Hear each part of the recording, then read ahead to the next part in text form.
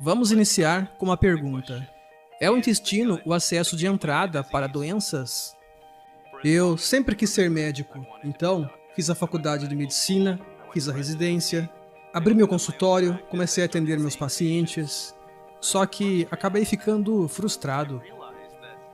Percebi que tudo que estava fazendo era ouvir esses sintomas e dar remédio para eles.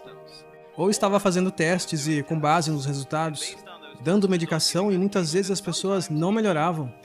Muitas vezes até os pacientes ficavam piores. Então eu pensei, tinha que ter um modo melhor de fazer isso. Bom, comecei uma pesquisa e continuei procurando maneiras diferentes de ajudar meus pacientes. Me deparei com o termo medicina funcional. E isso me interessou demais.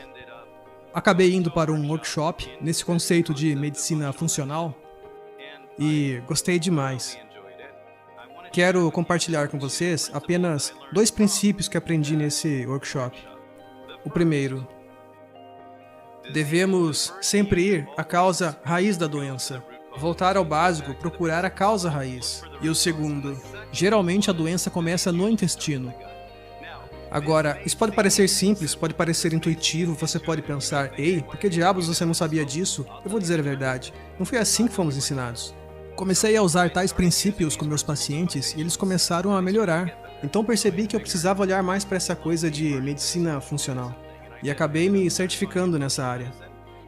E todo o foco da minha prática foi mudado para os princípios da medicina funcional.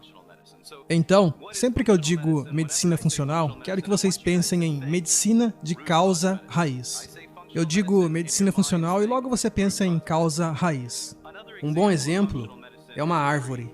Quando você olha para uma árvore, o que você vê são folhas, galhos, mas você não vê as raízes lá embaixo da árvore. Mas a verdade é que para se ter uma árvore saudável, é preciso ter raízes saudáveis. E isso vale para o corpo humano. Se queremos um corpo saudável, temos que cuidar da raiz. Isso é medicina funcional. Eu gostaria de levá-los a uma jornada de 3 consultórios diferentes, 3 momentos diferentes, 3 pacientes diferentes e 3 diagnósticos diferentes. Nosso primeiro paciente é o Bill. Bill é um homem branco de 48 anos e ele está sentindo dores no peito. Ele se senta na frente do seu médico e depois de já ter feito vários exames, o médico olha para ele e diz: Bill, você tem uma doença cardíaca, e ele é colocado para medicação. Nossa segunda paciente é Sally. Sally é uma mulher hispânica, de 60 anos, que está ficando cansada, está ganhando peso. E depois de alguns exames, o médico olha para ela e explica: Sally, você tem uma doença na tireoide. E a nossa terceira paciente é a Marta. Marta tem 31 anos, é uma mulher negra. E toda vez que deita na cama, suas pernas ficam inquietas. E isso faz com que ela não durma direito. E isso também está afetando a disposição dela. E então, o médico explica: Marta, você tem síndrome das pernas inquietas. Bom, agora os 3 pacientes estão indo para casa, pois terminaram a consulta. Nosso primeiro paciente, o Bill, está pensando consigo mesmo: eu tenho um problema no meu coração. A Sally também está indo para casa e está pensando consigo mesma: eu tenho um problema na minha glândula tireoide. E a Marta está indo para casa também e pensando: eu tenho uma doença nos nervos das minhas pernas. E tudo isso parcialmente é verdade, mas o que seus médicos não disseram para ela, e que provavelmente nem sabiam, é que seus problemas estavam enraizados no intestino. Quem aqui sente cansaço com frequência? Levanta a mão. Quem aqui sente algum tipo de dor com frequência? Levanta a mão. Quem aqui tem algum tipo de doença crônica? Ou tem algum ente querido com algum tipo de doença crônica? Se você levantou a mão, há uma boa chance do problema estar no intestino. Vamos voltar aos nossos 3 pacientes. Nosso primeiro paciente, lembra? O Bill, homem de 48 anos, diagnosticado com doença cardíaca. Vamos ver o que aconteceu com seu intestino anos antes do seu diagnóstico de doença cardíaca. Bill teve um momento de indigestão e acabou comprando na farmácia um antiácido. E seguiu por um tempo tomando esse antiácido, o que até aliviou os sintomas por um tempo, só que depois voltou. Então o que ele fez foi ir ao médico E seu médico lhe prescreveu um bloqueador de ácido clorídrico mais forte. Ele começou a tomá-lo e não sentiu mais a indigestão. 2 anos depois, me desculpe, 2 meses depois, ele percebeu que ainda estava tomando a medicação. Então ele pensou, eu preciso parar com esse remédio. Ele parou com o remédio e a dor voltou até mais do que antes.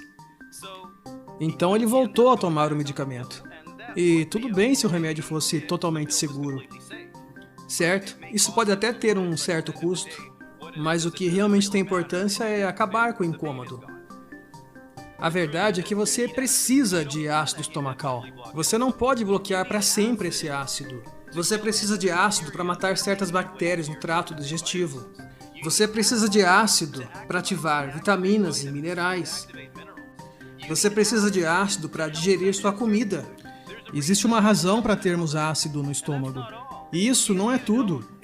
Se você bloquear o ácido do jeito que ele fez, ou seja, se você pegar o bloqueador de ácido e usá-lo, você vai fazer o seu DMA no sangue subir, e quando isso acontece, seus vasos sanguíneos ficam menos flexíveis. E, juntamente com péssimas escolhas alimentares, pode acontecer o entupimento de vasos sanguíneos, o que leva ao diagnóstico de doenças cardiovasculares. Foi o que aconteceu com Bill. Então, o que fizemos com Bill?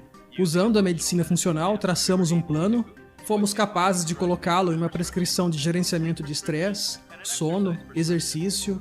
Agora, ele foi diagnosticado com doença cardiovascular, mas, atuando com a medicina funcional e usando estratégias da medicina funcional, tornou-se evidente que seu problema não estava enraizado ali, no coração.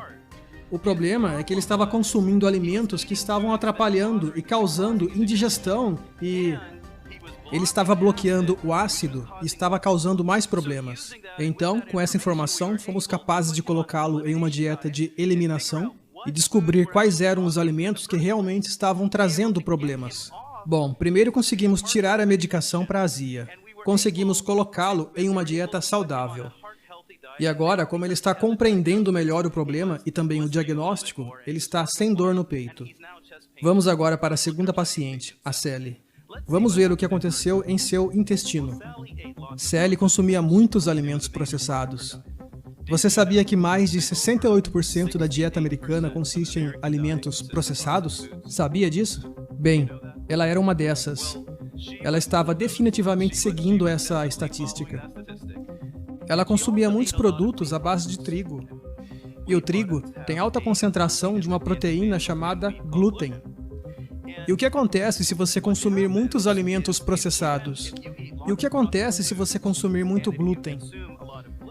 Você pode acabar com algo chamado permeabilidade intestinal aumentada. Se você olhar para o intestino, lá na parede intestinal, as células intestinais, elas estão muito grudadas umas nas outras. Assim como nesta foto. E a razão disso é que não queremos que partículas grandes vazem para a corrente sanguínea. Quando isso acontece, o corpo pensa que estamos sob ataque e tenta atacar aquelas grandes partículas que seu corpo deveria digerir. O alimento deveria ser completamente digerido. E por que isso acontece? Por várias razões, e no caso da Marta, são 2 problemas. Alto consumo de alimentos processados e alto consumo de glúten. E o alto consumo de glúten aumenta a permeabilidade intestinal. E nessa condição, grandes partículas vazam do intestino para a corrente sanguínea, incluindo o glúten. E o corpo fica tipo, o que é isso? O que eu faço com isso? E uma segunda coisa acontece. É o que chamamos de mimetismo molecular. E o que é o mimetismo molecular? Eu quero que você imagine que tem um irmão gêmeo. E esse gêmeo se parece muito com você. É idêntico. Vocês usam o mesmo chapéu, vocês vão em todos os lugares se parecendo muito um com o outro ou com outra. Então, essa pessoa que se parece muito com você vai e comete um crime. Só que essa pessoa não é a mais inteligente, ela não usa máscara e as câmeras captam as imagens. Então, existem imagens do crime em vídeo. E existem também evidências de DNA. Eu não sei o que ele estava fazendo, puxando o cabelo ou o que quer que seja, mas de alguma forma eles têm o DNA. E a polícia é claro que vai investigar, até encontrar o autor do crime. Certo? Eles encontram você, você se parece muito com ele, tem o mesmo DNA, E adivinha o que eles fazem? Eles colocam você na cadeia. E adivinha, a glândula tireoide às vezes também tem um gêmeo, e ele se chama glúten. Existe uma região na tireoide que se parece muito com uma partícula do glúten. Então o que acontece? O glúten vaza para sua corrente sanguínea, seu corpo produz anticorpos para atacar esse glúten. Então ele se confunde e ataca a glândula tireoide. Então, quanto mais glúten, ou seja, quanto mais glúten ela come, mais glúten vaza para a corrente sanguínea, o corpo produz mais anticorpos, esses anticorpos atacam ainda mais a glândula tireoide, até ser destruída ao ponto em que não consegue mais produzir o hormônio tiroidiano suficiente. E aí você acaba com um diagnóstico da doença da tireoide. E foi isso que aconteceu com a nossa querida Sally. Agora, o que fizemos? Colocamos ela em um plano personalizado que incluía gerenciamento do estresse, gerenciamento do sono, incluía também um plano de exercícios. Agora lembre-se do diagnóstico dela. Ela foi diagnosticada com hipotiroidismo. Mas, usando os princípios da medicina funcional, conseguimos perceber que ela tinha duas coisas: intestino permeável, ou permeabilidade intestinal aumentada, e mimetismo molecular. O que podíamos fazer sabendo dessa informação? Ajudamos com esse intestino permeável dando-lhe um aminoácido chamado glutamina, retiramos os alimentos processados, retiramos o glúten, agora o glúten está fora da corrente sanguínea, o corpo não está mais produzindo anticorpos e, portanto, não se virando mais contra a glândula tireoide, e então, felizmente, ela não tem mais a doença da tireoide. Seu peso normalizou e ela se sente ótima. E agora, nossa terceira paciente, a Marta. Marta, a mulher negra de 31 anos que foi diagnosticada com síndrome das pernas inquietas. O que aconteceu com a Marta? Marta foi alimentada com mamadeira. Quero que saibam, há pouco tempo atrás, os médicos diziam que o melhor era dar mamadeira e que o uso da mamadeira era muito melhor do que o leite natural da mãe. Mas acontece que, uma vez que você começa a se afastar da natureza, coisas podem acontecer. Nós descobrimos isso da maneira mais difícil. Bem, o que acontece quando você mama na mamadeira e não recebe o efeito protetor do leite materno? Veja, o leite materno tem anticorpos que podem matar bactérias ruins. Então, o que acontece é que você pode ter muitas bactérias ruins no intestino. E adivinhe, você precisa de boas bactérias. Você precisa de um equilíbrio de bactérias. Bactérias regulam o seu sistema imunológico. Elas ajudam a digerir sua comida. Existem várias coisas que as bactérias fazem por nós. Para cada célula humana que temos no corpo, existem pelo menos 10 bactérias. Nosso corpo possui mais bactérias do que células humanas. Então, ela foi alimentada com mamadeira. E teve a condição perfeita para SIBO. Seu sistema imunológico ficou fraco. E quando o sistema imunológico fica fraco, ela começa a ter infecções. E então, com essas infecções, o que a mãe dela faz? Leva ao médico. E toda vez que ela vai ao médico, o médico lhe dá antibiótico. Toda vez que ela toma antibiótico, mata as bactérias ruins, mas também mata bactérias boas.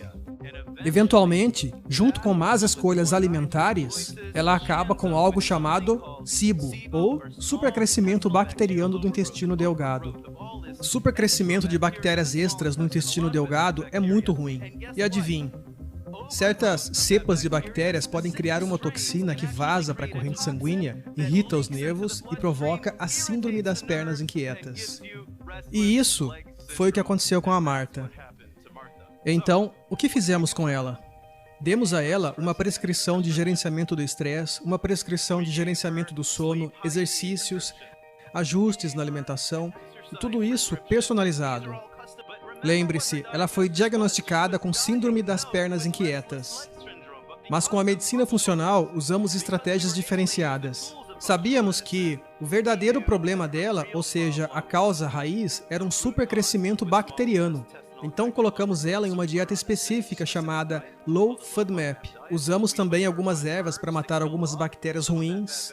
Prescrevemos um bom probiótico e ela agora está livre da síndrome das pernas inquietas. E também sem remédios. Eu acabei de citar 3 exemplos de como 3 diagnósticos completamente diferentes podem estar enraizados todos no intestino. Se você olhar para a história deles, A comida que eles comeram desempenhou um grande papel na doença. E a comida que eles comeram desempenhou também um papel enorme no processo de cura. Começamos essa palestra com uma pergunta: é o intestino o acesso de entrada para a doença? E a resposta é sim. Felizmente, é também o acesso de entrada para a cura e para a saúde. Senhoras e senhores, Deus abençoe vossas entranhas. Muito obrigado.